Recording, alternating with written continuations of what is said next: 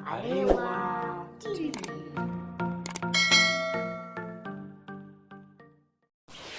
Maraba zuwa 'yar Arewa TV.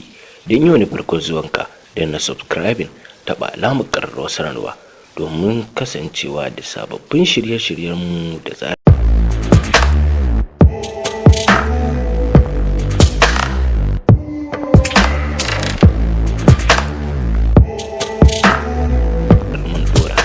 Kamar yadda kuka sani, a kwanakin baya an zargi jarumar nan wato Maryam Bus da sakin bidiyon tsiraici ita da wani a cikin ɗakin hotel ba kaya, inda daga bisani kuma ake zargin cewa Diesel mawaƙi shi ya saki wannan shahararren bidiyon.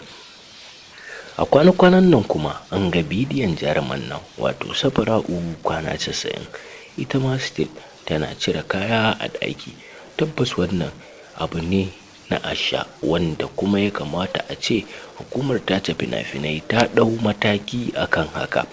Waɗansu daga cikin jama'a suna magana akan cewa an kori Rahma Sadau daga masana'antar ta kannywood, inda kuma daga baya aka ganta tana fina-finan Nollywood. Shin hakan ya nuna jarumar ba ta da ɗabi'a kuma ba ta da ladabi da bin na gaba?